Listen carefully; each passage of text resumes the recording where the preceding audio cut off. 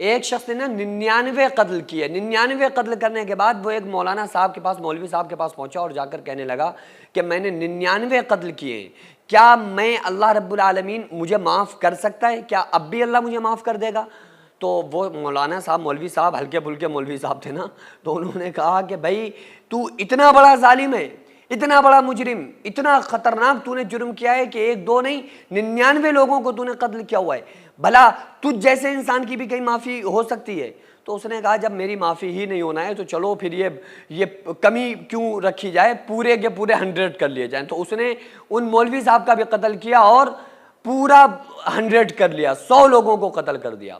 پھر اپنے گھر آیا، پھر ٹینشن میں رہا، پھر کچھ دنوں بعد اس کو خیال آیا کہ چلو بھائی پھر میں چاہتا ہوں کہ چلو معافی مانگوں اللہ سے، کیا اللہ مجھے معاف کرے گا؟ یہ مسئلہ پوچھنے کے لیے وہ اس بار تھوڑا ٹھیک ٹھاک مولانا صاحب کے پاس پہنچا، ایک ٹھیک ٹھاک پڑھے لکھے انسان کے پاس پہنچا۔ اس سے جا کر کہا، ان مولانا سے کہا کہ بھائی یہ بتاؤ میں نے 100 قتل کیے ہیں، کیا اللہ تبارک و تعالیٰ مجھے معاف کر سکتا ہے؟ کیا مجھ جیسے ظالم اور گناہگار مجرم کو بھی اللہ معاف کر سکتا ہے؟ تو وہ کہنے لگے کہ دیکھو بھائی اللہ معاف تو کر سکتا ہے لیکن تمہارا جرم بہت بڑا ہے، تمہارا بہت خطرناک گناہ ہے، تم نے 100 لوگوں کو قتل کیا ہے اور بے تکی باتوں پہ قتل کیا ہے، تو لہٰذا میں تمہیں ایک مفتی صاحب کا، ایک علامہ صاحب کا ایڈریس دے رہا ہوں، ایک حضرت صاحب کا ایڈریس دے رہا ہوں، میں آپ کو نہیں بتاؤں گا لیکن آپ ان سے جا کر ملیے، ان سے جا کر پوچھئے کہ کیا تمہاری معافی ہو سکتی ہے یا نہیں ہو سکتی۔ ایک علامہ صاحب کا ایڈریس دیا کہ فلاں فلاں گاؤں میں، فلاں فلاں علاقے میں، فلاں فلاں جگہ پر فلاں فلاں مولانا صاحب ہیں، آپ ان سے جا کر یہ مسئلہ پوچھو، وہ آپ کو صحیح جواب دیں گے۔ تو یہ شخص وہاں سے ان مولانا سے ملنے کے لیے اپنی گھر سے نکلا، تو جیسے ہی تھوڑا سا آگے بڑھانا فوراً موت کا فرشتہ آ گیا اور فرشتے نے روح کو قبض کیا۔ تو جیسے ہی روح قبض ہو گئی نا اس بندے کی، تو وہ وہیں پر اس کا انتقال ہو گیا، وہ بندہ وہیں پر گر جاتا ہے۔ اب اچھے فرشتے یعنی جو نیک لوگوں کی روحوں کو لے کر جاتے ہیں آسمان کے اوپر، وہ فرشتے بھی آ گئے، اور جو گناہگار بندے کی روح کو آسمان پر لے جاتے ہیں سختی کے ساتھ، وہ فرشتے بھی آ گئے۔ تو نیک روح لے جانے والے فرشتے کہنے لگے کہ یہ میں اس کو لے کر جاؤں گا کیونکہ یہ نیکی کے ارادے سے نکلا تھا۔ گناہگار کی روح لے جانے والے فرشتے کہنے لگے کہ نہیں میں اس کو لے کر جاؤں گا کیونکہ یہ 100 لوگوں کا قاتل ہے اور اس نے توبہ ابھی تک نہیں کی۔ تو یہ آپس میں جھگڑا ہونے لگا، یہ ہو گیا کہ نہیں ہم لے کر جائیں گے، نہیں ہم لے کر جائیں گے۔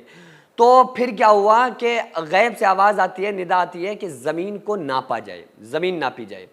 اگر یہ بندہ، یہ قاتل اگر مولانا صاحب کے زیادہ قریب پہنچ چکا تھا، جن کے ہاتھ پر توبہ کرنے جا رہا تھا، جن کے سے مسئلہ پوچھنے جا رہا تھا، اگر ان کے علاقے کے زیادہ قریب ہے تو اس کو جنت لے جانے والے فرشتے لے جائیں، اور اگر یہ اپنے علاقے کے قریب ہے، مولانا صاحب کے ایریا سے دور ہے، تو پھر اس کو جو جہنم میں لے جانے والے فرشتے ہیں وہ فرشتے اس کی روح کو لے کر کے جائیں۔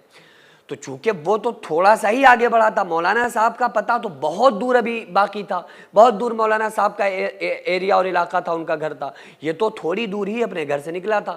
میرے اللہ نے کیا کیا، سبحان اللہ، اللہ تعالیٰ نے مولانا صاحب کی طرف والی جو زمین باقی رہ گئی تھی نا، اس کو سکول دیا، اس کو کم کر دیا، اور اس کے گھر کا جو اس سے ڈسٹینس تھا، اس ڈسٹینس کو بڑھا دیا اور زیادہ اس کو طویل کر دیا۔ تو جب ناپی گئی نا زمین، تو تھا تو یہ اپنے گھر کے قریب، مولانا صاحب کے گھر سے دور، لیکن اللہ تبارک و تعالیٰ نے زمین کو ادھر کی بڑھا دیا، مولانا صاحب والی کو کم کر دیا، اس کے گھر طرف کی زمین کو، ایریا کو بڑھا دیا۔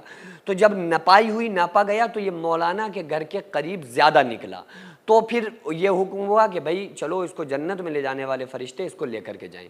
تو ڈائریکٹ یہ بندہ جنت میں چلا گیا، کیوں؟ کیونکہ اللہ کے رسول صلی اللہ علیہ وآلہ وسلم نے فرمایا، اللہ تعالیٰ فرماتا ہے وَلَٰكِنَّ اللَّهَ يَنْظُرُ إِلَىٰ قُلُوبِكُمْ، کہ اللہ تعالیٰ تمہاری شکلوں اور صورتوں کو نہیں دیکھتا ہے بلکہ اس کی نگاہ تمہارے دلوں پر ہے۔ تو چونکہ وہ توبہ کے ارادے سے نکلا تھا، وہ یہ چاہتا تھا کہ اگر مولانا صاحب نے ہمیں کہہ دیا کہ بھائی تمہاری توبہ اللہ تعالیٰ قبول کر لے گا تو میں معافی مانگوں گا، پھر اللہ کی بارگاہ میں توبہ کروں گا، تو اس کے دل میں توبہ کا ارادہ تھا۔ تو اللہ تبارک و تعالیٰ تو بندے کی نیتوں کے ساتھ ہے، تو جب اس کا یہ ارادہ ہوا تو اللہ تبارک و تعالیٰ نے اس بندے کو معاف کر دیا، اللہ تبارک و تعالیٰ نے اس بندے کو ڈائریکٹ جنت میں بھیج دیا۔